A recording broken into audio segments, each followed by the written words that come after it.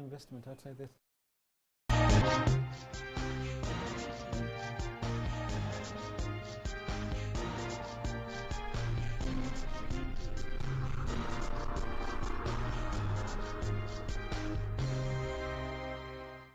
A very good evening and welcome to this edition of the Fourth Estate. Charles Mongu Shampagi.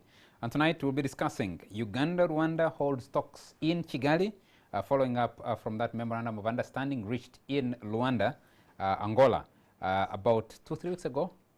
The follow-up was in Kigali, and Uganda's Minister of Foreign Affairs, Sam Kutesa, was there to discuss with Rwandan counterparts and Rwandan officials on normalizing relations between the two countries. What does that mean? Any progress? Does it mean any progress? And people have been asking, why did Uganda get out of this? What did it ask for out of this meeting? And what does this mean for the relations of the two countries? The Opposition Forum for Democratic Change is caught in some kind of a tango.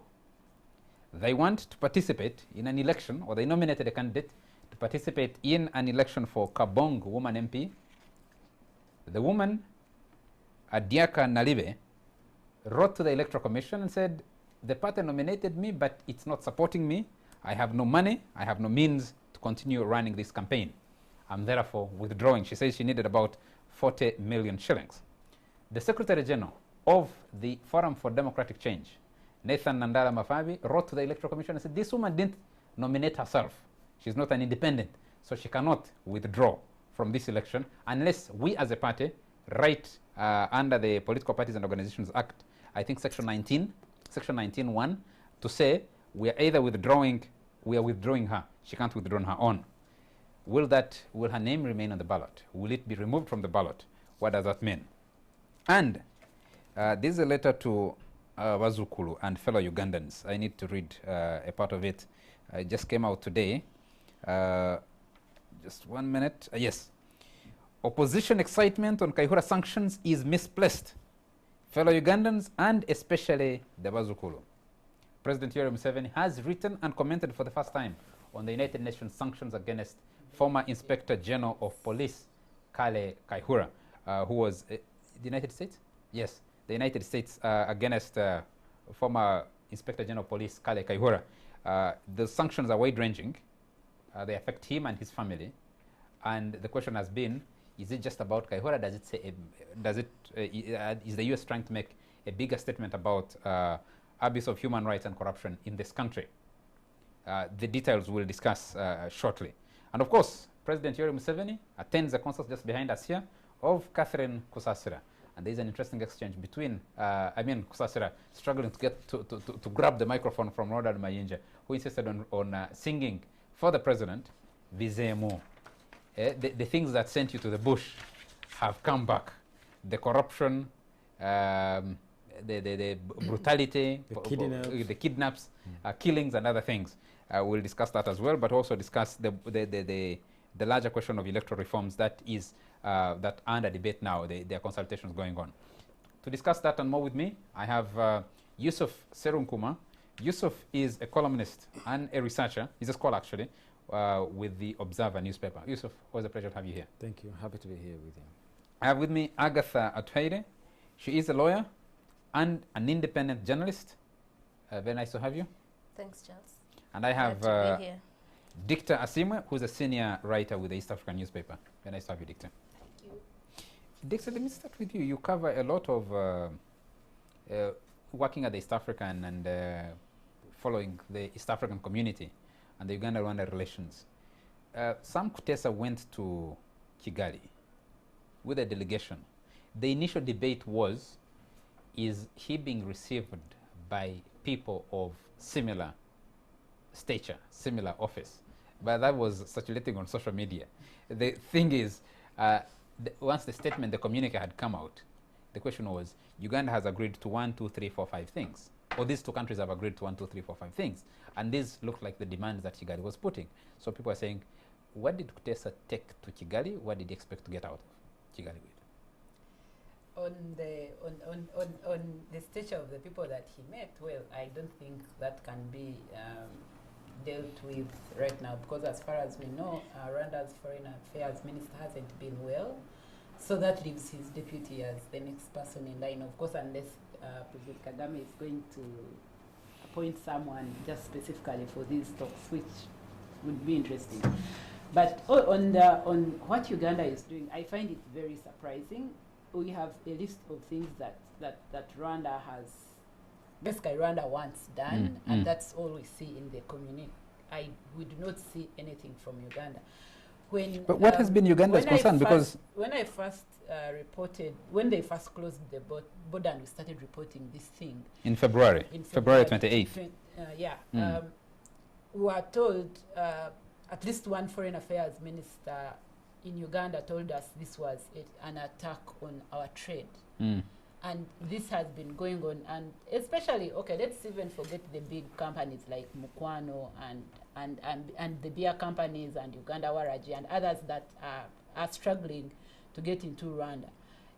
At least Uganda should have gone and said, okay, so we released a certain number of your people. You said this was the biggest contentious thing. We agreed to take those that we remain with to court. We are doing these things. And since Rwanda closed the border to ask that they be listened to, and clearly they are being listened to, you would expect that at the very least Uganda would go and say, give us something. Okay, maybe you can leave the border closed for the big guys, whether it's trucks or the big companies. But at least open for the cross-border people, because one, they have relations, but two, they depend on each other a lot more than people out of Kampala would. So I find it surprising. And yes, Uganda has had that attitude, saying, you know what, forget Rwanda, let's trade with. For us to have no problem. Yeah. No. Remember, at some point, America Chambade told traders to forget Rwanda and look for other markets. But you cannot do that to someone who lives at the border with Rwanda. So try and, because... You think about the guys in Kampala, you're not thinking about the people whose actual livelihood is cross-border. Also, why are we spending resources if, as a country, why are we spending resources on these negotiations if we are not getting anything out of it? Because all I see here is we are not going to put any propaganda on social media Let me read a bit from the communique, which was released, I think, on 16th September. It says, as mandated by the Rwanda summit of the 21st of August 2019, the first meeting of the ad hoc commission for the implementation of the Memorandum of Understanding between the Republic of Rwanda and the Republic of Uganda was held in Kigali, Rwanda on the 16th of September 2019. The delegation of Uganda was led by the Honorable Sam Kutesa, Minister of Foreign Affairs, and included Honorable William Byeruhanga, Attorney General, Honorable J.J. Odong Abu, Minister of Internal Affairs, and Ambassador Joseph Ochwet, Director General of the External Security Organization. The delegation of Rwanda was led by the Honorable Olivia Nduhungirehe, Minister of State in charge of the East African Community, and included Honorable Johnson Businje, Minister of Justice and Attorney General, Honorable Professor Anastas Shiaka, Minister of Local Government, and Major General Joseph Nzabamwita, Secretary General of the National Intelligence and Security Services. Also present were the representatives of the facilitators, the Honorable Manuel Domingos Augusto, Minister of External Relations of the Republic of Angola, and Honorable Gilbert Kankonde Malamba, Deputy Prime Minister, Minister of Interior, Security and Customary Affairs of the Democratic Republic of Congo. I'll go through the 6 issues that they agreed on. But Agatha, I want to come to you quickly. Uganda has maintained this. We don't have a problem with Rwanda. Rwanda has a problem with us. Chose right from February, we're not going to talk about this issue. They can talk as much as they want out of it. Then the other day they come out of Luanda, and the first thing is you hear the intensity of that disagreement. Instead of an easing of the tensions, you feel the intensity in their pressure on both sides, by the way. Uganda Communications Commission in Kampala and Kigali on social media communication and online publications. What was this meeting supposed to achieve? That takes me back to what Dictor was saying about what is Uganda getting out of this. The reason we don't know what Uganda is getting out of this is because we have never known Uganda's problems. When all this started, it started way back, but when it came to the fore in February, all we knew was that Rwanda has these complaints about its people being kidnapped, about its people being in safe houses, being tortured, and harboring dissidents or something like that. But we had never had Uganda saying we have this problem with Rwanda. So that's why when even they start those attempts to resolve the issues, we are not hearing what Uganda's issue is. But Uganda's issue now, as it is, has remained that we expected that the MOU will lead to, first of all, reopening of the borders for the people, for the goods, because it's not just Uganda hurting. I know that even the other side, they are trying to keep a brave face, but their traders incur more costs in trying to import what they used to import from Uganda. Or through Uganda? Yes, from Zambia, from the maize, I think, is what they are getting from Zambia, from as far as Brazil, from Dubai. So the costs have become, but their government sat with them and say, this is it. So both governments must be hurting. Now, they say that now the reason Rwanda doesn't want to tackle the issue of the border issue immediately is because to them the border issue was not the cause of problems, is not the problem. It's an effect of, after us saying you are harassing our people, you are harboring dissidents, you are aiding the RNC, and Uganda not responding, so they decide, let's not deal with you by closing our borders. So now, I think the issue is they want to first see what Uganda is doing in resolving those issues that led to the closure of the border, for them to open the border. While Dicta is talking about there are people that have been released. Those were released just before the meeting happened? Yeah. But now, there Rwanda, were the list Rwanda sent here of the people in jails or wherever is of 209 people. 32 were released. So it is possible that they are saying, first release our people and we can talk. But Agatha, see, I agree that it has not been completed. But if you look at the list that Charles was going to read later, one of the things that Uganda agrees to is, give us the list of the people you say are your people, they are in our jail, we shall go. Let me read it. We shall Take go them and into take them due through, process, take yes. them through the due process. Yeah. That represents a concession. What is Rwanda's concession then? Because you would say that, okay, so once these people go through this process, we shall do this for you. Okay, let me read that. Let me read that. The meeting took place in a frank and cordial atmosphere.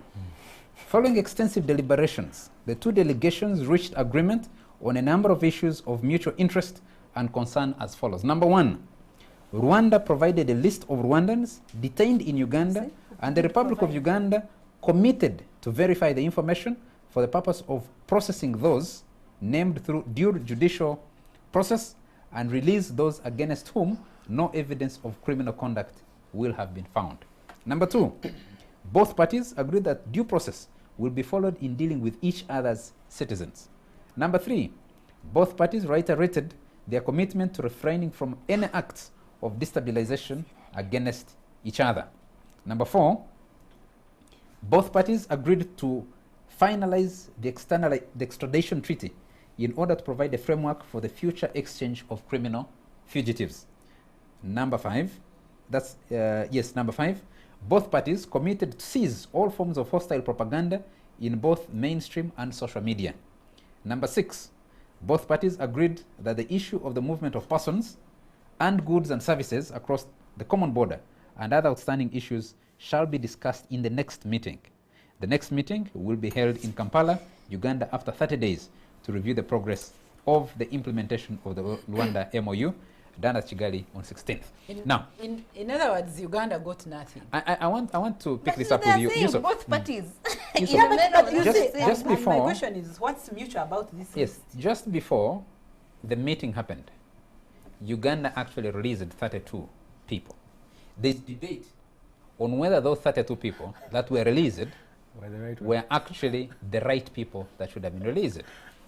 You have seen communication, you've seen some information that the intelligence here was duped and made to release people that actually had genuinely run away from Kigali. But there are people, I have interviewed some people in this country, especially women, who say for about the last, since 2015 or even before, their husbands were being kidnapped from Uganda.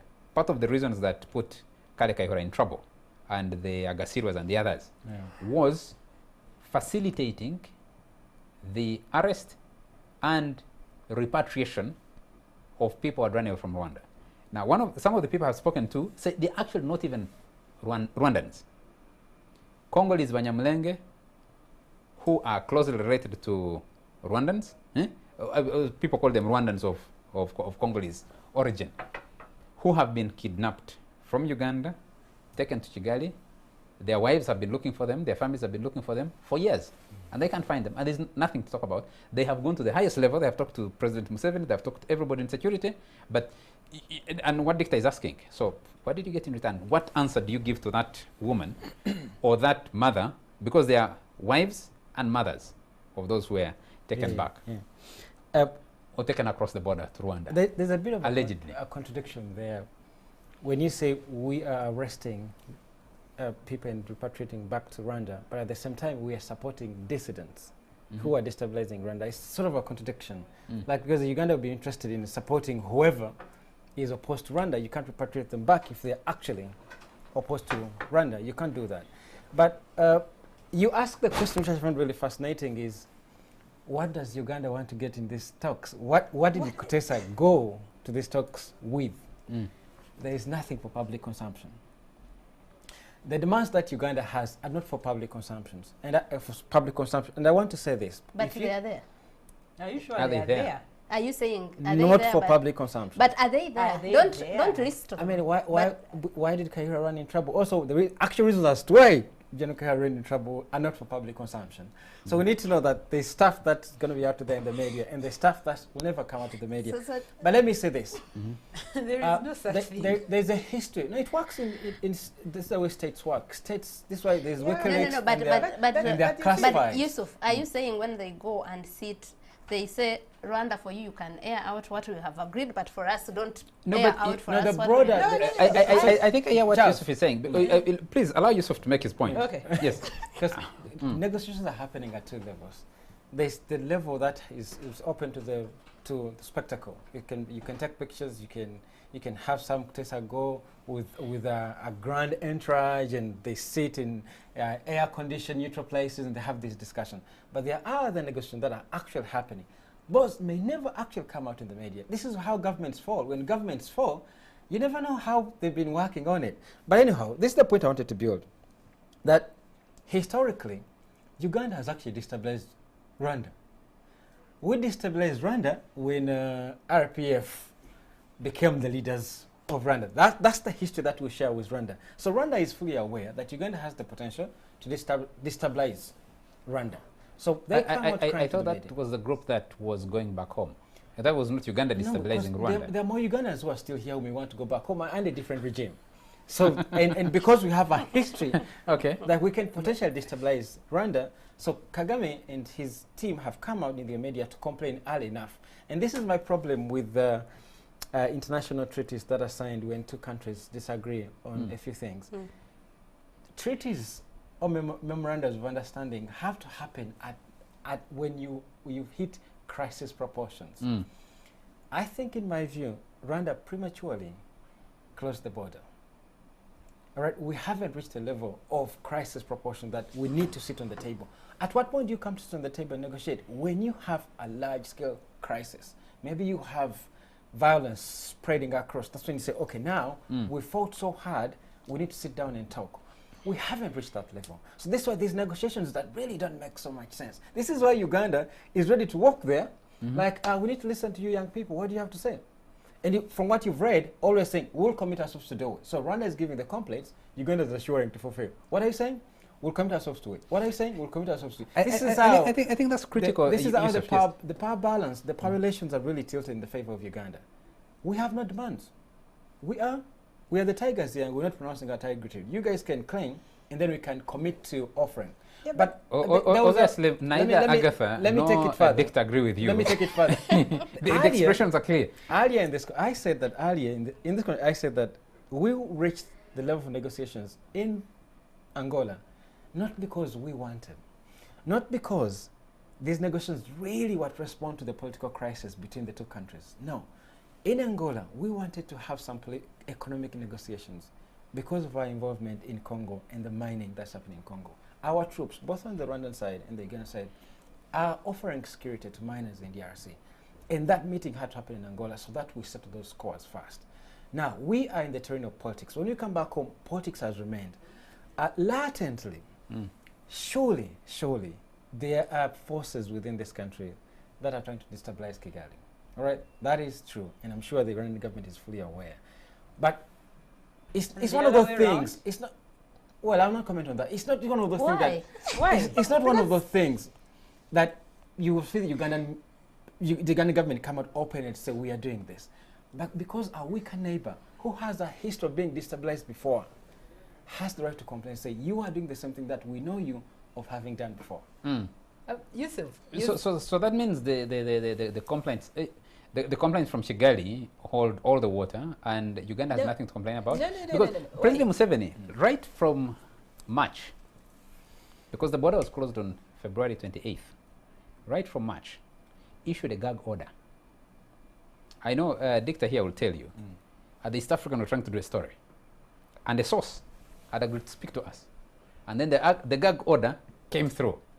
And the source was saying, but you know, now we have this situation. No. And from it then, wasn't the source. It was the juniors. I guess some of those security guys they put in between ministers and whatever. But the point is, you see, when you say, and for me, this is what I see from these talks, that when Rwanda said they were angry with Uganda over their people being arrested, they were lying. Because if it's true that the issue was the arrest of their people, how come that when they get a concession saying we shall take these people through due process and have them either to you or whatever, how come when that happens they don't reciprocate and offer something? I'll tell you something. Agatha, let me come in there. I did run an interview with the Rwandan High Commission at Uganda, Ambassador Frank Mugambaji, shortly after, during that crisis, I think around March.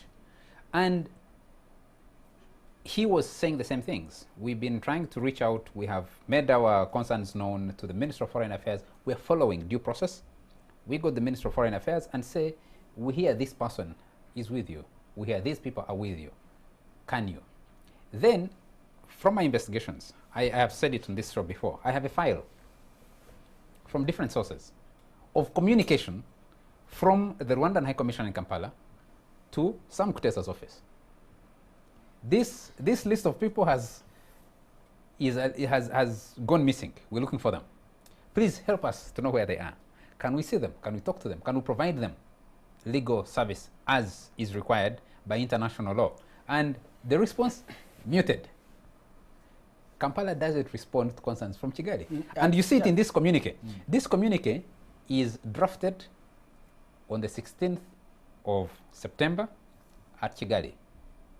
It has everything Rwanda wanted to say, has nothing Uganda wanted to say, has nothing Uganda wanted to demand for. The question is, why does Kampala continue to behave like this? Particularly, why did President Museveni choose this approach? One of the explanations some people have said is because he feels, says, but this Paul Kagame, we have come a long way.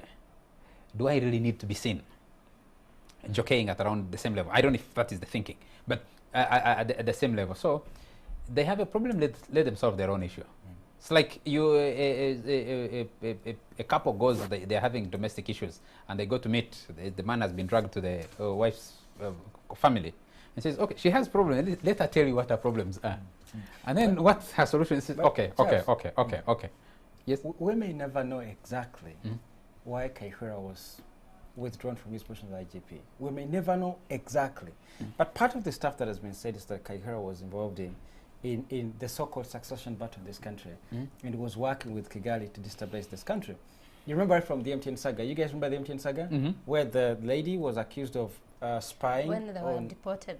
The deported people was accused of spying on Uganda and taking material to Rwandan intelligence. That saga remains true to the fact that as it scaled, we see things happening in this country, that the Ugandan government became really serious about its relations with Yusuf, Rwanda. you think Kayihura was doing all that stuff and Museveni didn't know? That I can't tell. No, I can't no, tell. seriously. But This is a guy we've known for a while. You honestly think that all these people were kidnapped and taken to Rwanda, and our president didn't know, and all these other security guys he usually has around could not tell that that was happening? But you know the way you can answer that is that's how he finally sacked him from being IGP. But this had been happening since we had some story with our Mama Mbabas. The Mama Mbabas became too powerful. Yusuf, I can tell you. I can tell you with the knowledge of the president. I can tell you with confidently that every kidnap, or majority of the kidnaps, happened with the awareness of the president. Ended up, some of those people who were saved ended up at the president's desk because people ran to him and told him, Mr. President, this and this has happened. Some of the wives I have spoken to have held multiple meetings with the president about their husbands. I know I have also been told of a story of someone who was kidnapped. Yeah, this was not even Rwandan. And information was relayed to the president immediately, that someone has just been kidnapped. And then scramble forces, I think they rescued the guy somewhere in Arua before he crossed the border. Was headed somewhere else. So, meaning that it is highly unlikely that the president didn't know that the theory also of destabilization coming from the Rwandan side may not hold that much. No, but no, the question is, just today, admission. When we were beginning the show, Yusuf, I read out a section of the latest missive from the president of the Republic of Uganda to Ugandans and especially Bazukulu. Yes. On KK. Eh? On KK. Yeah. We'll read the details and then we'll continue with the discussion. Can I do this case a little bit?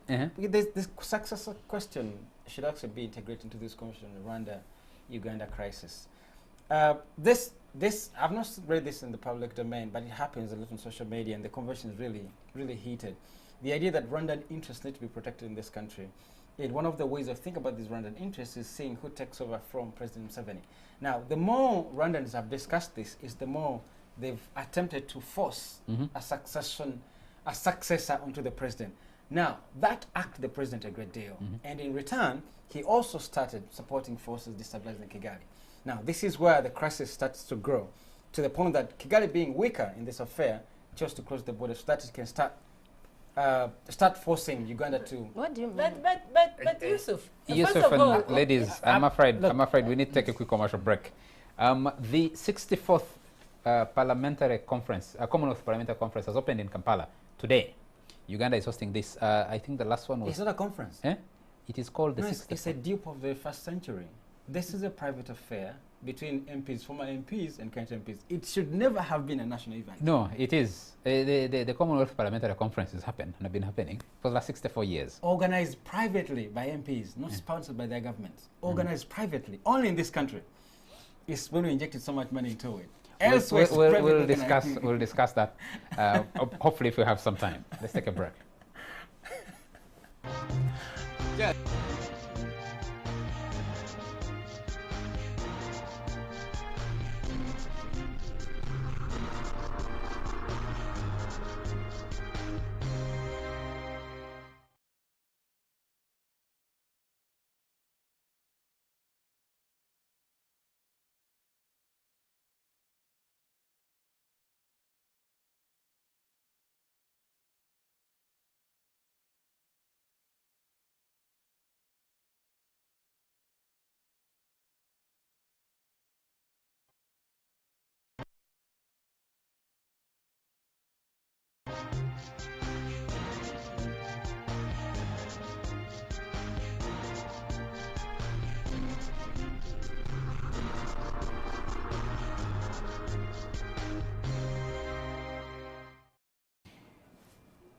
It says in the Church of Uganda prayer book on page 5 as follows. Now, I'm just surprised that the president that doesn't read the Bible, he's quoting the prayer book. It's actually, this is the Bible. this is a verse in the Bible. They left undone what they ought to have done, and they did what they ought not to have done, and there's no truth in them. We have viewers who are very religious. They read the Bible, they know like the back of their hands. They're going to pick this up because this is a very common phrase in the Bible. In Runyankore, it says, Agatha and Dicta here read Runyankore better than I do. So please help us. In Runyankore they say, it says, bakareke bibashemerere gukora nawe murusi okay bakareke bibashemerere gukora bakora bibatashemerere gukora n'amazima tugari mu rugo. Agatha, you have already read it. No, please read. Please read. Agatha, read. Everyone should read it for themselves. I told you the pain I feel when I'm reading these letters. Charlie, so please. Something I find really beautiful about the president writing today. He sounds calmer and is more reflective. And nowadays he returns to his use of, as a student of letters, I'm really impressed that this time he's calmer and he returns to the use of allusions to the Bible and Runyankore imagery. I find that great about this speech, this letter today. I don't know if you'd say the same about his last letter to the Bazukulu. No, the last letter was less with insults. Yes. Well, I need to read this. This letter is fairly long, and it depends on whether 1 week, 2 weeks is enough for transition from calmness. Well, it's not too long. But you can wake up from a different side of the bed. Maybe the irony, or maybe the irony with the biblical allusion at the beginning, you said from the prayer book, is that the letter is laced with lies, right? Funny part, so he says, we don't do fact checking as media here, but if we subject this to a fact check, the amount of lies in it is astounding. And it's funny that he starts with quoting the Bible and then he goes on to like fill it with lies. I mean, stuff like we're helping the Americans in Somalia. You know, I loved the bit of the Runyankore translation. If you're in church, the preacher tells you to start reading. He says, stop. And he explains, especially this particular one. Stop. I thought I would do the same with these ladies, but they have dodged me. But he says, it is most interesting to see how some of the elements of the opposition are jubilating about some authorities in the United States of America who have recently declared that General Kale and some members of his family will not be allowed to enter the United States of America in case they want to travel there. Before I comment on the action of the US government in the matter of Kale, I should first of all say that excitement among some elements of the opposition shows the poor quality of their spectacles when it comes to issues of Africa and Uganda.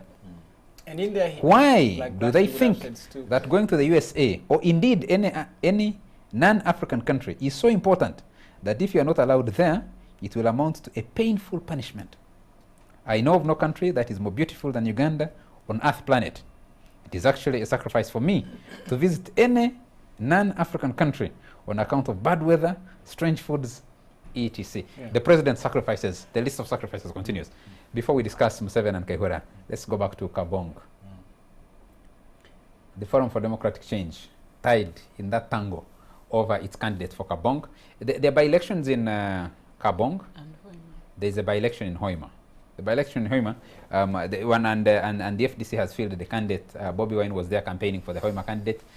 In Kabong, it is staring in the face of the opposition that the NRM candidate could be declared unopposed. Agatha, you cover, I know you have very good sources within the FDC. What's going on in that party? How did they nominate someone who didn't want to be nominated by them in the first place? But she didn't. It's not that she didn't want to be nominated. If she didn't, she would have refused.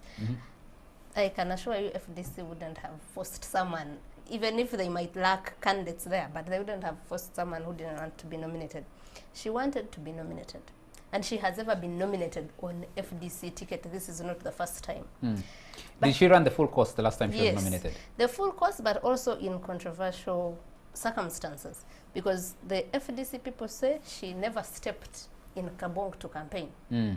She sat in her home in Chireka and didn't campaign at all. And the person that says that is no longer FDC, so I cannot say they are just defending themselves. They are part of those. Some of those people have moved on to the alliance. Yes. So apparently then, when this boy was sent, this young man, was sent there to be one of her agents, He found no posters anywhere, yet the party had done posters for her. He found his name had not been submitted to the Electoral Commission as one of the observers and her agents, and he had nothing to do. And then he was apparently told by the then Secretary General, Ali Salaso, and the former also EC chairman of the party, Mugara, to come back. So they didn't. That was the last time she was nominated? That was 2016? The last time. Yes, that was 2016. But they say, nevertheless, she managed 500 votes in that election. In this election, she got nominated by the party. The party paid the nomination fees. The party did for her posters, because they say that primarily the party does 3 things for its candidates. Nomination fees, posters, and then paying and facilitating the agents. But she came up with a condition, a demand of 100 million. That if you don't give me 100 million to campaign, I am not going to Her letter to the Electoral Commission, an explanation she gave to one of the media houses, I think the Monitor, is that she was abandoned. Stephen Aryong says the party didn't give her posters, didn't give her anything from the day of nomination. The party abandoned her. So she couldn't go on, and she needed about 45 million. So I'm telling 45 you, million now, campaign. Now, from what I hear, either she's not interested in politics or in the party, but she had made them believe that she is. It's not to say that the FDC is innocent in all this, because when she says she was abandoned, you can see some truth in it, especially if you've been following both campaigns in Hoima and in Kabong. Have you seen how many people have been to Hoima so far? But they need to go, Yusuf. If as a party we have a candidate and the candidate is on the ground, that candidate draws the program and says, I need support from the party. Exactly. They wouldn't. If this Nalibe Adiaka is chilling in Chireka. No, this time she was in Kabong. For some time. The chilling in Chireka I had was for the last time she. Yeah, but which still shows us that she's not committed either to the party or to the rest, because if she has done that twice in a row, it only means that the FDC's fault in this is not getting someone that, that has values and commitment to the party. What do you make of this saga? Because one of the major criticisms to especially the opposition parties, including the FDC, is that in no election have they been able to field candidates everywhere. Number 2 is that they will latch onto anybody who says, I can carry your flag, without preparing people to run in those elections. Though parties are expected to have a softer landing when it comes to by-elections, because you're not overstretched running campaigns in multiple places. Now you have one campaign in Hoima and another campaign in Kabong. And you think this is where you would maximize to get your numbers up in Parliament. I am tempted to blame the FDC for trusting her a second time, because if the first time it was very controversial. As Agatha reports, she spent most of her time in Kampala, didn't go to campaign, although she managed 500 votes. I'm tempted to blame the FDC for trusting her again. But at the same time, I'm very lenient to the FDC, because the stuff that you said, that parties have to mobilize early enough so that by the time of those elections, they have candidates they've been working with for a very long time. Now, as you know, in this country, the terrain for political parties to operate is not really conducive for them.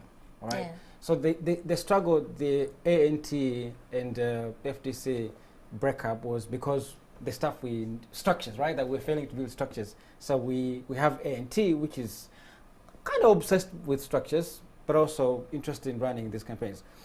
I really have no problem with either of this. You can bounce onto any candidate you think is going to give you mileage. The political terrain in this country is made for unorganized political regimes. I don't really think the way the FDC runs is different from the way the NRM runs. The same way, the NRM also doesn't really have clear-cut structure on the ground. It's just that everybody who is in power at whatever level claim to be NRM, and the NRM is happy to have them as part of them.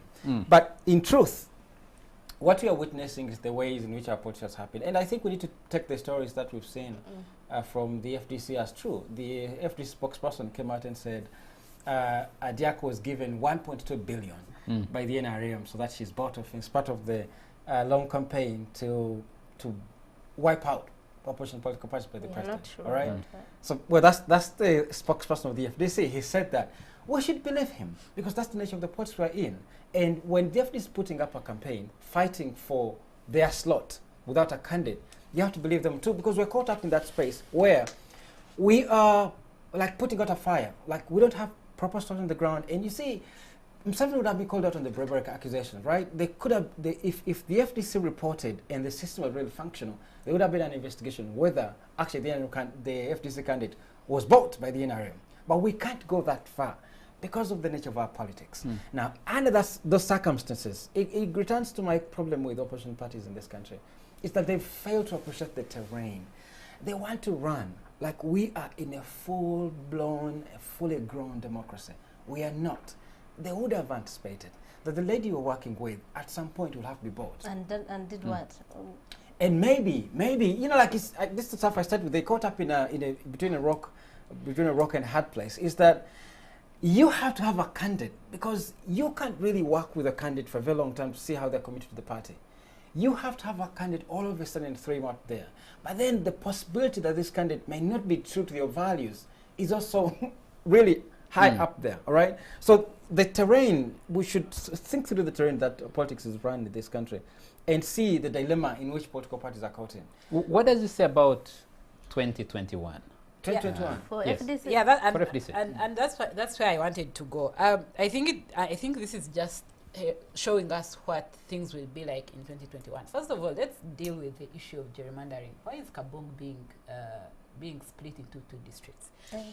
When we were in Karamoja last week, one of the things that the president was complaining about was the fact that the district that was separated from Kabong is so small, they don't even have 20,000 people. So He was complaining. yes, at a rally, he was like, if people ask me for a district, I gave it to you, but you don't even have people in the district. So let's start there, because this issue of... But let's start on the complainant. No, but the president is ready to complain. You know, we had an interview, Charles. We interviewed the president at Fountain sometime in maybe 2008. We're doing a book on these districts and the divisions. And he said, look, people, I'm also as helpless as everybody else. The people come to me here demanding for districts, and I'm a politician. When they demand for these districts, I'm caught in a difficult space. Can I give them, can I not? Not to give them a district is to become No, unpopular. I think, no, Yusuf, no. And I'm tempted to believe you No. that. At the risk of sounding too painting many. him as the victim. No, he's not a victim in this. We need to trace back where this craziness of creating districts started from. Oh gosh, he With was benefits. complaining. Like, yes, he- Even the basic question. Anywhere else, it was By the way, we're talking about elections and campaigns. Even the basic question, now that every politician blames voters for demanding and taking money from them, was started not by the voters, but by the political class. Yeah, yeah. In 1996, nobody was asking Museveni for money. But his campaign delivered soap. They would buy a bar of soap, cut it into tablets, get a bag of sugar, pack it in half kilograms, get a sacket of salt, and deliver them to get votes. By 2001, that had changed. People were beginning to demand for money. So candidates or politicians would go empty small change from whatever bank branches and distribute money because it became easier. 1,000 shillings, 500 shilling coins. By 2006, I mean, people had graduated also. The demands had expanded. Now, even the question of creation of districts, they are primarily created because the incumbent party thinks it has an advantage over who will run. The woman MP going to come from Kabong, as things stand, is going to be an NRM candidate because nobody in the opposition has the capacity to come into Kampala here, comb the whole of it, look across the country and say, you come from Kabong, go back and stand and come in and win this election. They can't even concentrate on that one constituency. Like Dicta says, a district of less than 20,000 people means it's a constituency of possibly 5,000 voters. Yeah. If this woman had contested before and managed to raise 500 votes without campaigning as Agatha. No, it was one. Yes, it was one larger district. Yeah, now it has If been she had cut. gotten those 500 votes when it was even larger, now it's smaller. If the party had the capacity to send in all its machinery, and she was a serious person, they would be able to maybe deliver something. No, because Karamoja is, you have to admit that Karamoja is complicated for the opposition. The opposition hasn't been able to get anyone from Karamoja, so we have to put that into consideration. But the point I wanted to go to is that this shows what 2021 will be like. The opposition this time around, and I don't know if it has to do with the time Bobi Wine entered the race, or because in 2016, he is a beneficiary of a gerrymandered constituency. Yeah, in 2016, you felt like the FDC and even Amama Mbabazi, like they put some organization, you felt like the election was going somewhere. I feel like okay, so in the end it didn't go anywhere, but you felt like there was organization, you felt like people were excited, you felt like people were working on whether it's Power 10 or whatever. At this point, it feels like everyone in this is still too early. No, and that's the thing. I don't think so, because for a long time the opposition was fighting for electoral reforms, for example, and this week the electoral reforms.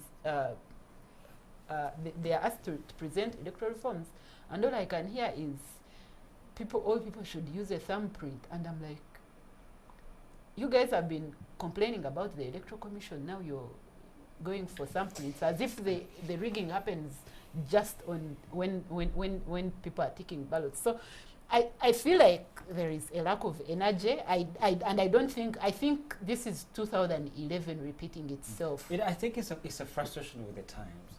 And I have like this broader critique of the opposition in this country, because I think we have happy people on either side of the divide. Mm-hmm. The NRM is happy, the opposition is happy, because they have careers as opposition politicians. Mm. Like, you have a job, you can afford food on the table, you have an exaggerated salary in parliament, you can keep a job. Actually, one member of parliament, one older member of parliament told Bobi Wine, who had just come to office, that if you want to stay here longer and keep this job, these government things, you go slow on them. Mm. All right? I mean, the Luganda was even more beautiful. He said, government,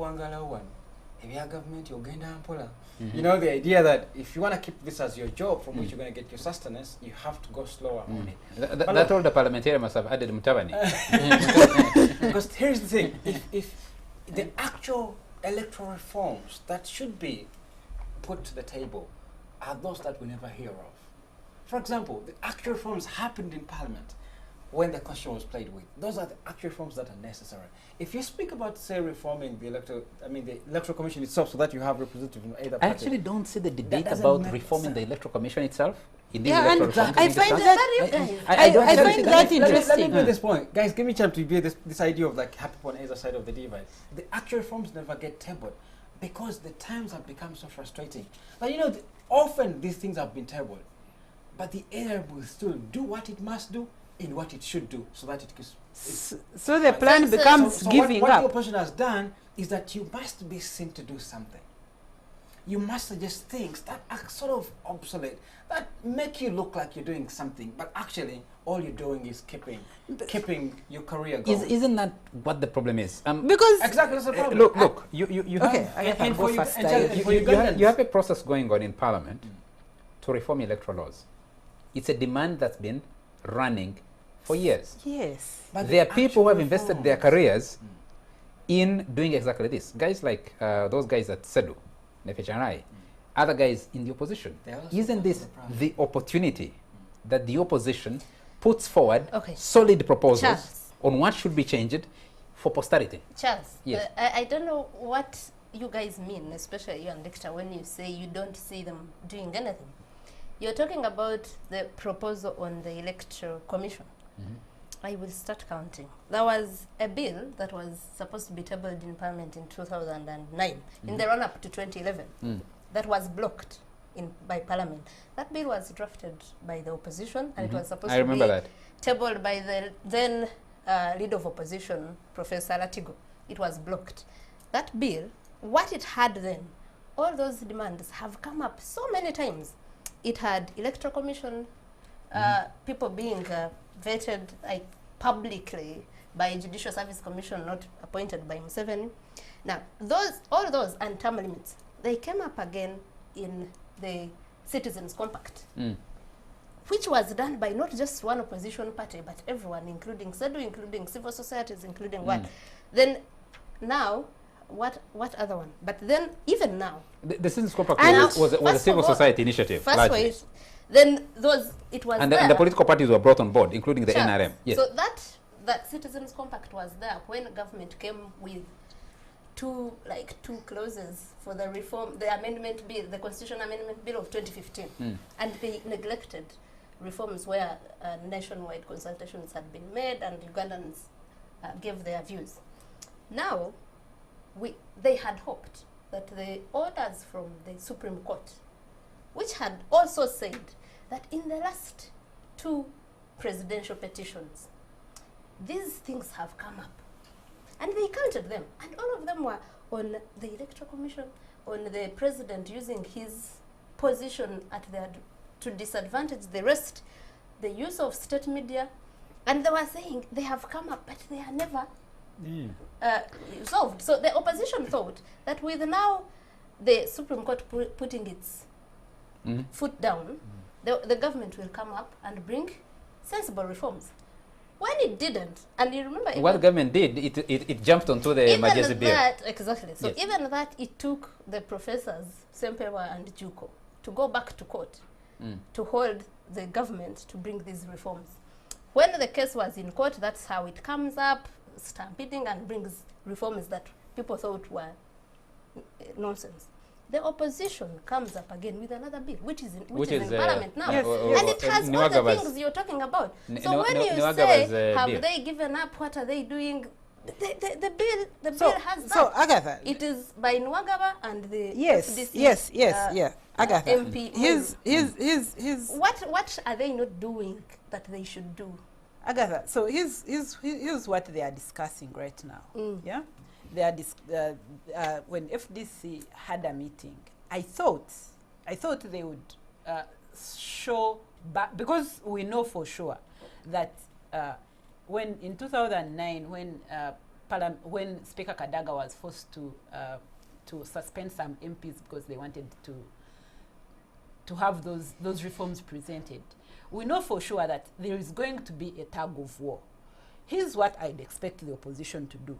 It is to highlight the things they want done, the things that they want, because you need public opinion in your favor.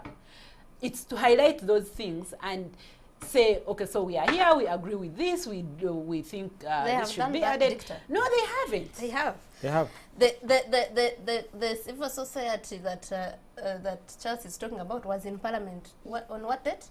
And they came with all those, yes, they did. All those. No, but and we are talking about the bill of Nwagaba, which is an opposition bill also, that they are disagreeing that these reforms are not the reforms that the Supreme Court had in mind when it said, let us resolve these issues to legitimize this election at least. Because you cannot be a president. You have run 5 times, and 3 out of those have been contested in court.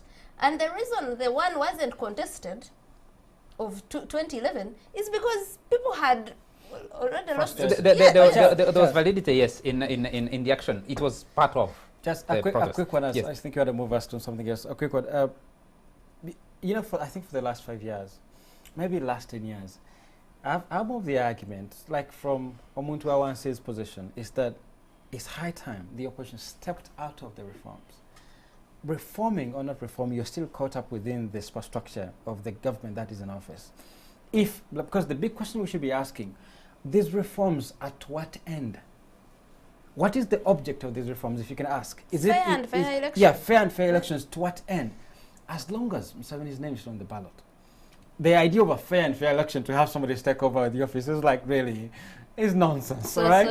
So you suggest they move on to what? If the end is to have a change of regime, if that's the ambition of the opposition, if that is the object it is.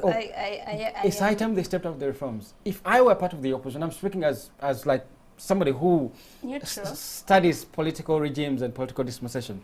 You step out of the reforms. You step out of the structure if you want to effect change. I think I agree with you. If I was to advise, like my friends I've worked with in SEDU, for example, who've been really, really committed to this idea of electoral reforms. You reach a stage and say, it doesn't matter what we do. You laid out the history. It doesn't matter. From the Constitutional Review Commission of Professor Sempebwa, where he wrote a minority report disagreeing with the removal of term limits, to the reform package of 2009, which was left incomplete. With, to its credit, the Electoral Commission, after elections, the Electoral Commission writes a comprehensive paper, picking from what they picked from lessons from the elections or from court petitions, where the matter has ended up in court, and says, this is what we want reformed to make us deliver a better election. But government smoothens over it and doesn't act on it. We spent a lot of time and drama over the Majezi bill that was primarily aimed at delivering the removal of age limit. Now we are here and see the proposal, some of the proposals the NIM is making here, put a ceiling on the amount of money a candidate can use. When a complaint has been made every election, they are the victims of amount of money. Yes, one, they put in a lot of money, but they lean on government programs to campaign. They're saying, yes, candidates should declare, this one is interesting, by the way, from the NRM, that candidates should declare their wealth, their assets and liabilities to the IGG before nomination. I would look forward to something like this. Well, the president said, by the way, he doesn't own any assets outside and, of this country. and then they said there is no, there is also a call to reverse the law on resigning a job before going into campaigns. It's unfair to people who want to go back to their jobs. Now, you realize that you're going through motions. Every election is targeted at one or two particular objectives. Once that is achieved, you can go through the motions. I think a statement would have been made stronger for people to say, run this thing the way you want to run it. We'll participate if we can until we see. I really think SEDU is part of the problem, by the way, and whoever is involved in this debate is part of the problem. For me, that includes you and me discussing it now. I think SEDU should be on the streets mobilizing. There are legal provisions in this country which allow them to mobilize on the street, as opposed to going back to this, because SEDU has been in this drama for how many years? Yusuf, you're being academic. With No, all due respect, you're being academic. I'll tell you something. I'm being honest about this. You know they beat just off the streets. Yes, they will be beaten off the street. Now, government has unleashed. Government is not unleashing the police against some of these groups.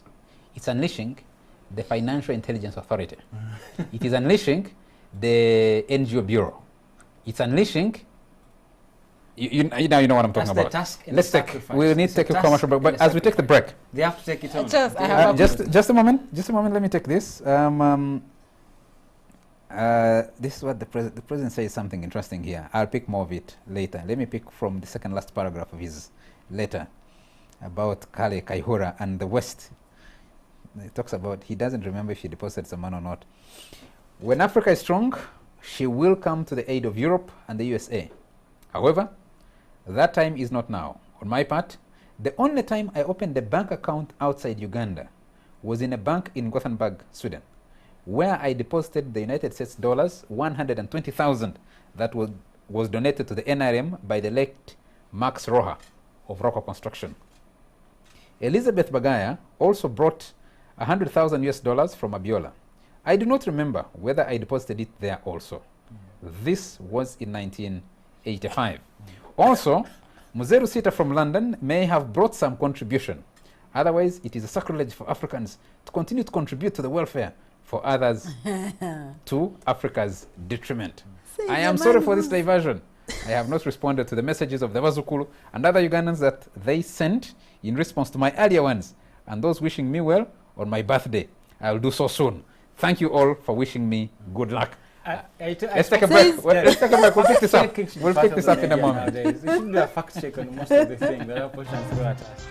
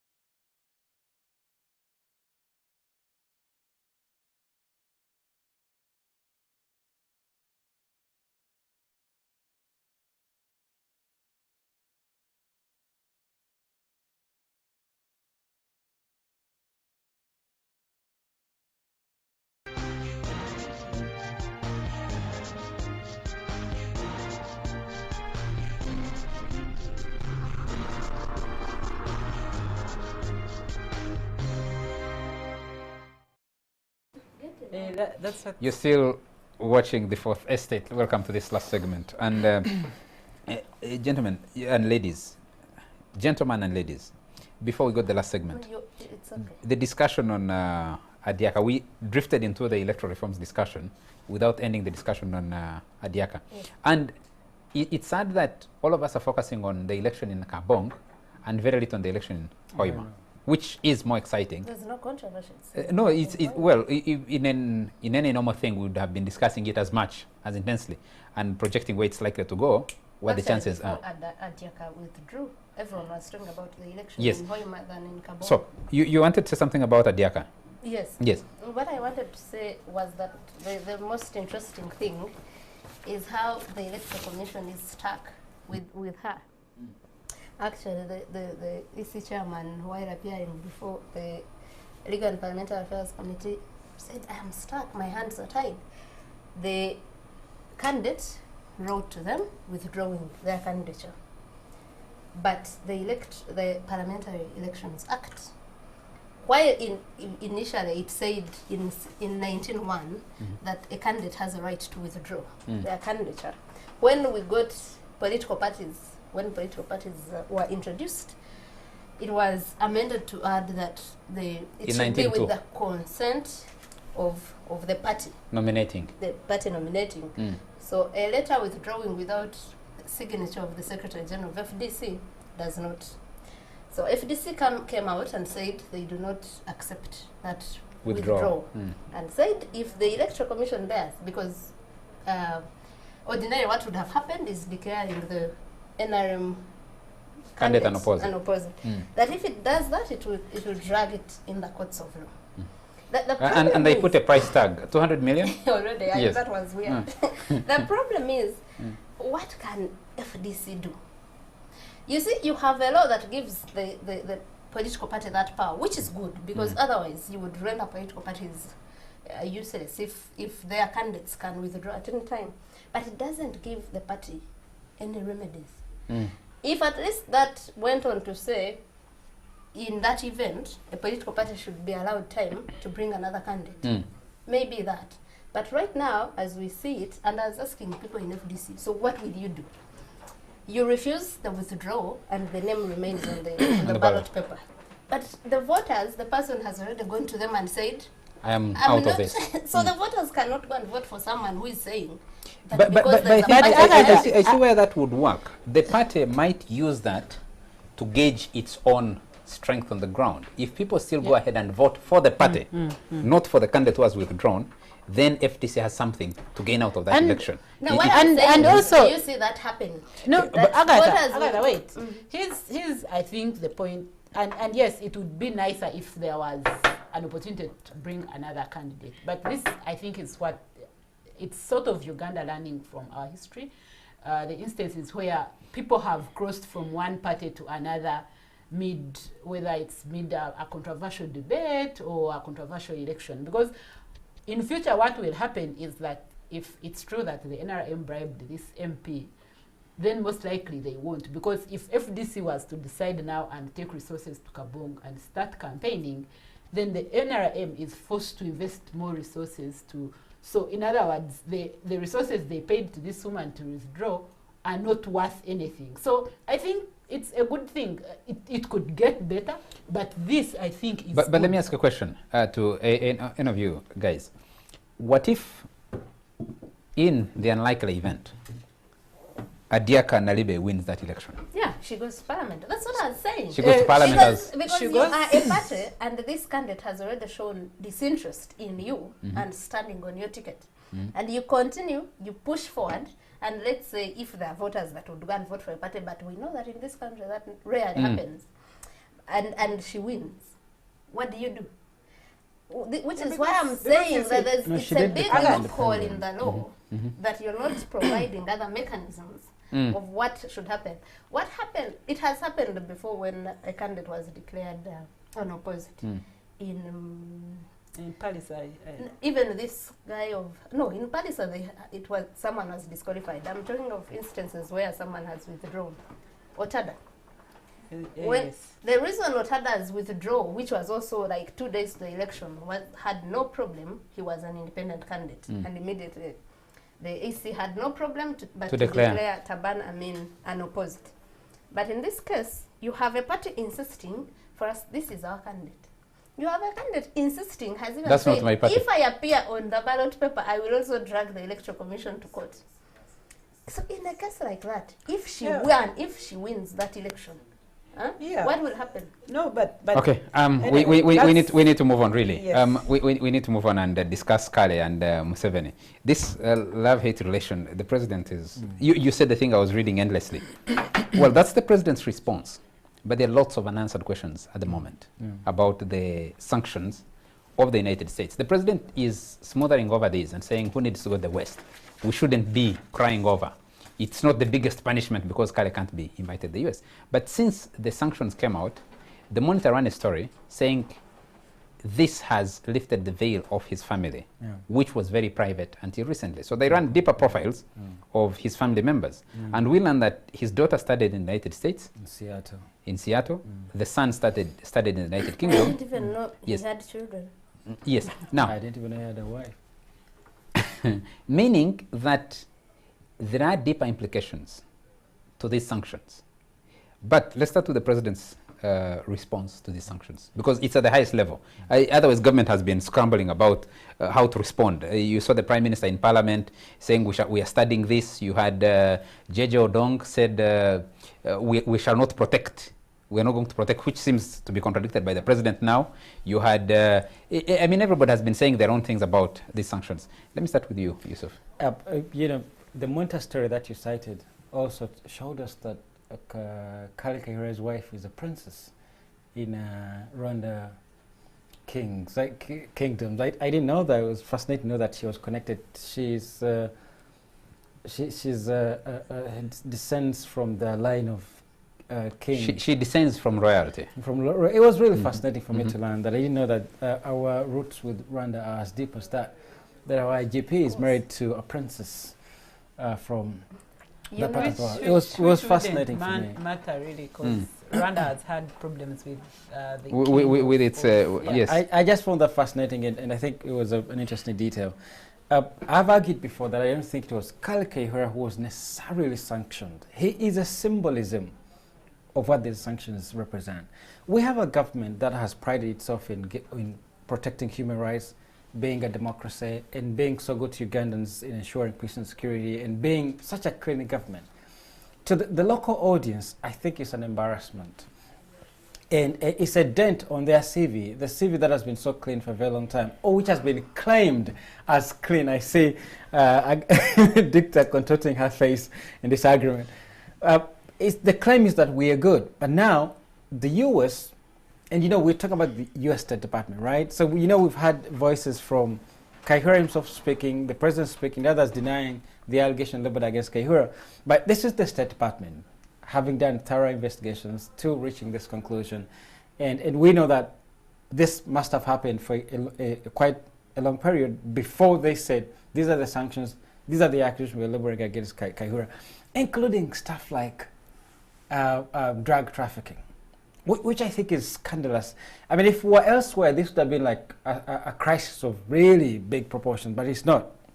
Because, you know, in this country, we often take things lightly. But in truth, the sanctions may not necessarily hurt Kayihura, but they hurt the CV of the current government. And I think that's a good way to begin talking about it.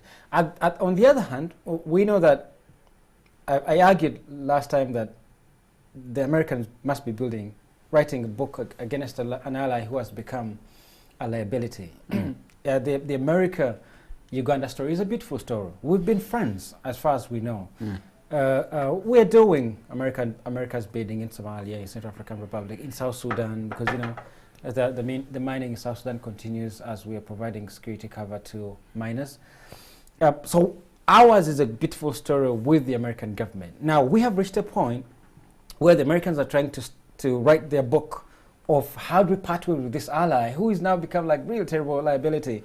We've been seeing it over the period, but now I think it's time that we actually start to author a very concrete, solid argument against this so that we can drop this ally. Among other things, you have Kaihura in there, you're going to have Kasese, you're going to have Joseph Kony, you're going to have all the massacres that Honorable Samji spoke about last time he was here. You're going to have all the things come to the fore now, contributing towards the bigger argument, you are a liability.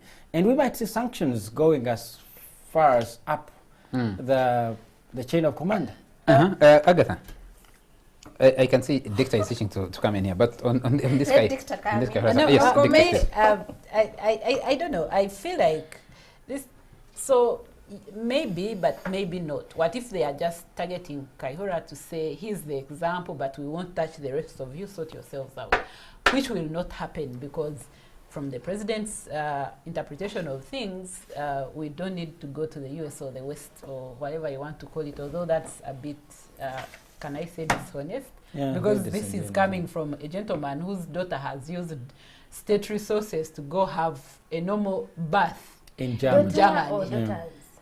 Is there anyone who has ever given birth from Malawi? Yeah, so that's a bit of a stretch, and for me that's the confusing thing about African leaders, that they will wear the Pan-Africanist hat every time someone tries to scold them for things they have, for crimes they have committed against their people, but in other ways they are consistently looking up to the West for everything, whether it's now in the case of Kaihura sending his children to the US, or earlier before I came here I was looking at a story about Zimbabweans and how while Zimbabwe was busy talking about Pan-Africanism, Zimbabwe leadership was talking about Pan-Africanism. They were sending their kids, most of them, to Australia, and Australia one day deported them as a result of sanctions.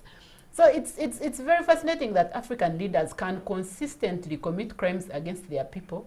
When they are scolded, they say, you know, you guys should stay out of our affairs. But at the same time, they are not willing to invest in healthcare, so they have to go to the West for healthcare. They are not investing in education. They have to send their children to the US. They are not investing in factories or art that produces good clothes, so their kids are shopping from European capitals. It's very sad that we can be that hypocritical as or our leaders can be that hypocritical. Let me not include the rest. Listen to what the president says here. I, however, visit those countries as my duty prescribes to create friendships for Uganda, especially for business, security, cooperation, etc. Even with the issue of business and security cooperation, our primary area of interest is Africa. The other parts of the world are additional. Africa needs those parts of the world, and they need Africa. Otherwise, at a personal level, I go to foreign non-African destinations for friendship, not for my primary obligation to family or country. Why do I say this? The first time I visited the United States of America in October 1987, on the invitation of President Reagan, I was 43 years old, and my personal journey had already reached the climax as president of Uganda. In the previous 43 years, I had grown up in Africa, studied in Africa, fought in Africa, failed in Africa, and succeeded in Africa. Where in Africa? In Uganda, in Tanzania, Mozambique, Zambia, and Kenya. There's something he says about him. So he says going to those countries. Is that the only example of how you can be Pan-Africanist? Because this is also the same gentleman who will happily give concessions, all sorts of concessions, free land, no taxes, even free capital, to an Italian to build a hospital that a Ugandan could build if they got the same amount of resources and the same amount of support from the government. So routinely, Ugandan businessmen are complaining they do not get a single concession from the government, but the government consistently will give an European, a Chinese, anyone else but African, will give them concessions to start businesses here. So when he says, I only go to these countries at this point, is that the only way you can demonstrate your Pan-Africanism? And also what he's saying about no need for going to the US. We know that most banks here use Visa. How will Kale Kaihura and his family, are they going to start keeping their money in a port? Like, what's the plan? You know, Charlie, listen to read that letter and really get myself. There's a lack of unseriousness that it renders to the situation we're into. Like, we've gotten to that point where you know, in a political studies, when there's a national crisis, now that we've been discussing Kaihura for the last 2 weeks, newspapers are leading with Kaihura. It's a national crisis. It should be debated, and the responses have to be more serious than they are. When you read the president's letter, being very playful with words and quoting scripture and making references to his personal adventures across the world and how Pan-Africanist he is and how his content, Kaihura doesn't keep in resources outside of this country. It's so playful and very, very cheeky to a rather serious problem. And I think that's, you know, I don't know how you should think about that, because if you are responding to a national crisis, it reflects the other responses given to equal crisis of such magnitude, because this is the former IGP, the longest serving under your term. If it's sanctioned, it should wake you up to give a serious response. Perhaps I reassure the country that what he did maybe in his personal capacity doesn't reflect on the state.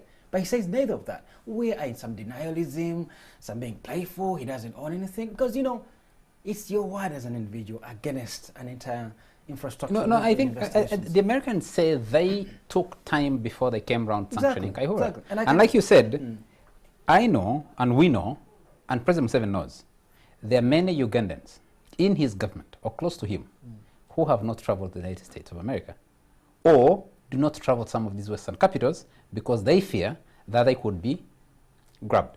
There are those who will apply for visas. Of course, the consular section will not give you reasons why they don't issue visas to some people. There are those who have tried and then given up. They will not give them a reason why they're not giving them a visa. But they're applying and they want to travel to this part of the world. And I don't think the president is being very honest when he says, my world is around here, it's about Uganda. Because, like Dictor says, almost every African leader, most of these African leaders, when it comes to the most basic of needs they could provide, they go to Europe. They go to Europe. Now they've been going to the Far East. Mugabe died in Singapore. Ben Ali died in Morocco. Yes. Out of his country. Out of his country. Well, that one had been pushed there, and that's why he's been buried. But basic medical treatment at the higher level is done in other countries, and people might need to travel for that reason. The question I would want to put to you, ladies and gentlemen, is this response by President Museveni to say Kaihura is already facing Ugandan courts on his mistakes. His suspected mistakes, and the Ugandan courts will sort him out. Does this help Kaihura get back closer to President Museveni? I don't think so. The sanctions, do they help draw him back? Because you say this is fairly sympathetic to Kaihura. I don't think so, because, you know, the president benefits largely from the American government. And that's why this letter is, you know, let me first say this. In this country, the media don't fact-check anything that's put out there. Like, we treated so much deception in this country. I pointed to the contradiction in the president's letter that it starts with scripture, but it's replete with deception. Like, there's so many claims that are very unbelievable, far off. Now, you know, we know for a fact that regimes have transformed. Before, you'd go stage a coup, become president, you'd be legitimated. Now, you hold elections to be legitimated so that you can get money from the World Bank, from USAID, and all these other big organizations. So largely, you benefit so much from the superpowers of that time. All right, now, for you to come to the public and start claiming that, oh, we don't mind these people, whatever they're going to do, it doesn't affect us this deeply. You're being disingenuous and being dishonest. In truth, what the president will have to do is to slowly also himself distance himself from Kaihura. It may never be as public as but he must show to those sanctioning Kaihura that you are guilty at the same. So if you don't want to take the claim of guilt onto yourself, you distance yourself from him. Does it mean anything to you, Yusuf, that you're now discussing Kaihura sanctioned for two principal reasons? One is allegations of involvement or sanctioning human rights abuse. The second is corruption. But you have people very close to the president. I mean, in the trial. That on the list, and it's also have people close. Yes. In the trial of Patrick Ching something. The guy who was Patrick Ho. The donation, part of it apparently was supposed to come to President Museveni. The other part went to Sam Kutesa. Does that mean anything? Or the other one. Because that's a conviction. It's where I started American that court. the sanctions are not necessarily to Kale Kaihura. It's a book being authored. Now, you might cause a scandal if you went straight for the president because he's still doing your bidding. Now, you're not sure if the president left Somalia, who'll take his place. If the president gave up on South Sudan or South African Republic, you're not yet sure. So the Americans are also... Would that make... they're repositioning their interest in the region and also repositioning their friends. So one of the ways of thinking about this is you want leverage from this guy. It's a characteristic. You have to put pressure on him. Well, among other things, you don't come straight for him. You come for those around him. Does it make a difference, Dictor or Agatha here, that around this same time that the Americans are releasing these sanctions, they're also putting pressure on Uganda and the other countries contributing to AMISOM to withdraw by 2021? And Uganda and the Somalis are saying, it's not the right time. It's the wrong thing you're trying to do. You're pushing us out, but you're making a mistake. Yeah, and you have to also remember that you talked about corruption, but you know there was that Kenyan Indian family that had contacts to the Museveni family where they were selling drugs and they have since been convicted. So is that what is on the court record? Yes, that's on court record. There is a family, a Museveni family member who was attached. The names are difficult for me to say because they are of Indian origin. But there was a family that was convicted in the U.S. not long ago. Gentlemen who were convicted in the U.S. Not long ago. They are Kenyan. So it was a Kenya-U.S. thing, but their connections in Uganda were through the Museveni family to distribute a certain industrial-like drug. And so you have all these things that they are talking about Kaihura actually happening to people who are close to the first family. So that's a problem. And one of the things I think or part of the file that they have against Kaihura are those drugs that disappeared from the exhibits that disappeared from the police. Yeah. So that I guess plays into the fact that the countries you have in Somalia are Uganda and Burundi, and those are not countries that you would say are very on very good terms with the West, because as you already know, you have Burundi, you have sanctions against Burundi already. So yes, it could be that, but I don't know if that plan works. If you start with the Kaihura, who the president can, because he has already pushed him out, so he can comfortably push him out. And no, I think when he goes into a boardroom discussion, he tells them, but you guys, what are you talking about? I already sacked this guy. I had realized all these mistakes with him. I had seen all this and said to act on him. I have picked the group of people that was around him and thrown them in jail. I am prosecuting them. Even Kaihura is being prosecuted. So your action is way too late. Oh, the other way is for me, that's my coming. So it's coming acted. Okay. Preempting what? No. Well, let's end this for one. me, that's the question. That when they target Kaihura, are they really? Can they claim to be targeting the state of Uganda, or they are targeting a small, already small man that cannot help himself? No, I think what they said, they're sending a message. They don't have any other Ugandans under sanction, and that law 1703 or something. I think 1703 or something. Yes. We need to end this on a lighter note. But actually, before they sanctioned Omar al-Bashir in Sudan, they sanctioned people around him, and then they sanctioned the man himself. Well, it didn't help. So what is in this letter that we are talking about? Are we talking about Museveni not having, not investing in countries abroad, or going there just for us, to work for us, and not for himself? Because in that letter, I do not see anything addressing the Kaihura issue. Yes. Well, I do not. No, he runs around. Because he's just saying, he's using it to attack opposition, which is what he does all the time. You opposition MPs shouldn't be happy, be ashamed that you're being happy that America, as if that's the biggest punishment. And which is the question I've asked people like that, including Andrew Mwenda, who say, oh, the Americans have no moral authority, no what, we are a sovereign state. Because that is equal to a neighbor seeing a man killing his children, battering his children and wife, and keeping quiet because that's a sovereign, like it's his house. It's his house, he can do whatever he wants. So me, like Yusuf said, I would discuss this later if it came and Museveni said, oh, the Americans are raising this, but we have done this about it. He doesn't want to be seen to be accounting to the Americans. By the way, Charlie. And you see, the struggle that you have seen in Parliament or with government officials since the sanctions came out is to say, yes, we're a sovereign country. You're trying to put on a brave face to say, this really doesn't matter.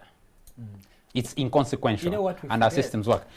Gentlemen, Yusuf and the ladies, we'll come back to it, but I want us to end on a lighter note. President Yoweri Museveni, face-to-face with Ronald Mayinja, who tells him, Muzei, ebyakulwanya bizeemu. At the Catherine Kusasira concert, the State House has issued a press release on it, a fairly detailed press release on the president commenting and saying these Bazukulu should use their talents. And the president responded directly to Ronald Mayinja because he walked up to him and shook hands. But you should have seen the fright on the backstage dancers and Catherine Kusasira. She was scared and moved to grab the microphone from Mayinja. Let's see a clip of that concert that was happening last night, right here. Last evening, musician Catherine Kusasira held a Tears of a Woman concert at the Kampala Serena Conference Center.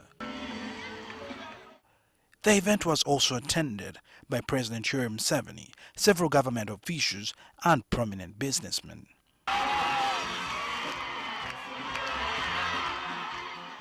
Kusasira has on a number of occasions performed for the president and is a known supporter of NRM, and that was made clear by the yellow outfits on full display throughout the concert.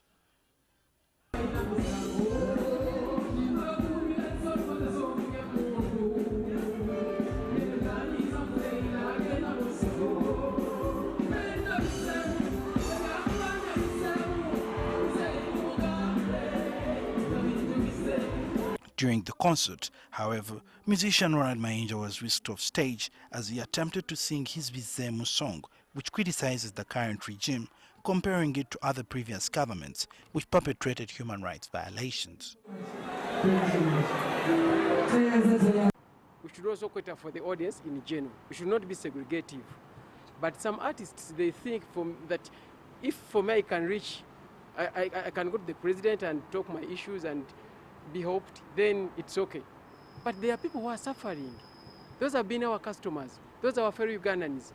Those are our mothers. Those are our fathers. You know, we have to cater for them also, as the way they have been catering for us. In his speech, President Yoweri Museveni responded to Mayinja's remarks, saying that the violent crimes being committed around the country were work of criminal elements and not government agents.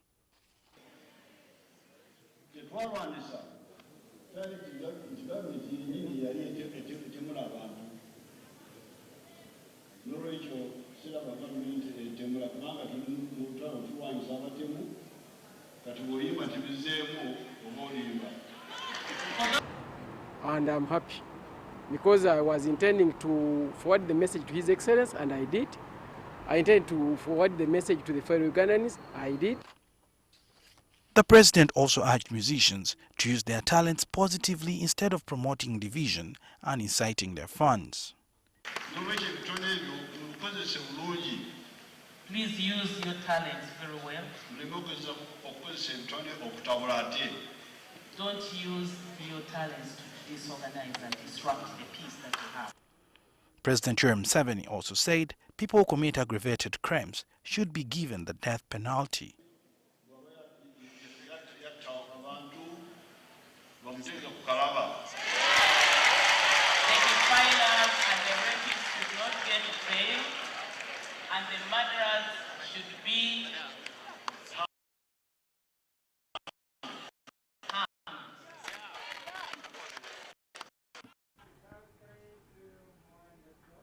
There you have it. Is the bigger debate this exchange, the place of music and politics? In the statement, the president says, I went to attend also a concert at Serena of my son, Bebe Cool, because he came for that Bebe Cool concert here, and he says some of these Bazukulu had sung for him sometime back in Munyonyo. But you realize that from the stage, the setting of the stage, the outfit and the songs, Catherine Kusasira is 100% political, Ronald Mayinja is political, it delivers a message. Outside of Serena, they've been blocking concerts of other musicians who are singing a different language. Where does this place you're the scholar here? Music and politics. Actually, my PhD studies music in Somaliland as the ways in which it is used to negotiate in the political space. And I found this fascinating. I think we should first of all say kudos to Mayinja, because that was bold of him, speaking the unspeakable, and music being the craft with which he delivered this powerful message. I think that was bold. And for Kusasra, he'd never anticipated a party spoiler like Mayinja, right? And I think there's so much credit to I remember in the time of Siad Barre in 1989, there was a concert organized in Mogadishu, and Siad Barre was in attendance, and 2 singers sang anti-regime music, and they were arrested. Right? So it's fascinating that now there's a boldness in this country where singers can actually take the microphone and speak in front of the object of their criticism. In their music, I didn't see the question being asked of Ronald Mayinja. How did he feel telling the board, the people running the boards, to play that soundtrack for him on Bizemo? In him, he might have been panicking. Let me do this. Whatever happens, happens to me. Afterwards, by delivering I don't know if you message. saw his demeanor. He looked really cool. He looked cool. Really cool about it. Looks like he had planned it and he had thought through it and he said, "I'm going to do it," and I think he did. But what he reminds us, which I find is fascinating, he reminds us of that generation where music, I think in the previous election, and I think we reached the peak in the previous election, where music was really instrumental in negotiating political space. I think now we are seeing politicians tagging onto musicians. That's what the president did. You tag onto a celebrity singer so that you can dig into his following, but not necessarily allowing them to sing politics. Okay. Agatha, a quick one? I think Mayinja has always wanted to get an opportunity to redeem himself since the Tubonga Nawe song. I recently met him the in 2016 campaign theme for Museveni. Everyone was shocked how Mayinja was in that song after singing Africa, what's that song? Like something about something about they are selling the land in bits and pieces. So seeing Mayinja in that song like disappointed many. I met him in Makerere. How do you mean disappointed many? We always thought he's the controversy. I hear the controversy that came with Tubonga Nawe. When I met him in Makerere sometime this year, he's a student in Makerere. He told me he's writing a book called Mayinja Bwemanyi. I said it will be both in Luganda and in English. So in English is the Mayinja I know. And that book, he wants it to respond to that. People saying he was bold, people saying he's what, but he was saying music, we use it at all times to get mileage.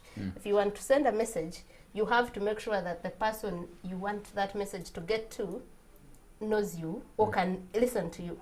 Said, so when I got an opportunity, I said, let me be in this song to see how I can further drive my agenda. Said, but that song, I was not paid any money for it. So I think this time, being called at a concert where Museveni is, of course I didn't believe him. No. Being called on a concert where Museveni is, and the backlash that happened in 2016, or in the run-up to the 2016 election, he said, let me, whatever happens, let me grab this opportunity and show Uganda. Yes, that I'm not. Yes, okay. Let me just say that by Catherine Kusasira calling Mayinja, who has, since the Tubonga Nawe song has been on opposition rallies, has sung on Tuli Ambarengule, it just shows you the isolation that Catherine Kusasira is facing among musicians. Because, and I wanted to go to the economic side of this. In Uganda, most businesses depend on the government to make money. Tubonga Nawe taught us that that's not the case for music. If you are a musician and you want to depend on government and please the president, you are going to die. So Mayinja now appreciates that lesson, and he is using it to be the himself that has sung those opposition Thank you very much. Before. Our time is out. We need to get out of here. I'm thinking Catherine Kusasira has been, you know, she was the one running around with Mabugo. She's the Mabugo woman from Museveni. Yes, so she was moving from different places delivering She did Mabugo. it once. Oh, from No, she did it more than once. Wait, from Museveni's death? No. When Museveni is contributing Mabugo, Mabugo to different people, she was the one taking the money. No, the people So I that, think a part of me thinks she looked out of her colleague musicians and looked for a person who would be a little bit amiable, and found Ronald Mayinja and said, if I bring this one in, I am continuing to account to Muzei that I am mobilizing these people and trying to bring those who had fallen off back to him. You can see especially that his biggest contender now is a musician. You can see that the fright on her face when the guy is going on with Wizem and she's trying to grab the microphone because she wanted to go down on her knees immediately and say, Muzei, I'm sorry, I did not expect this was going to happen. Like it has turned out. Our time is out. We need to get out of here. Thank you very much, Yusuf Serunkuma, a columnist and researcher. You're a columnist for the Observer newspaper. Thank you very much, Agatha Trader. Agatha is a lawyer and an independent journalist. Dictor Simwe writes for the East African newspaper. Thank you very much for making time for the show. Thank you very much to you all, our viewers, for joining us tonight. And always, thank you very much to the production crew that's there plate to deliver the show to you. From me, it's a good night.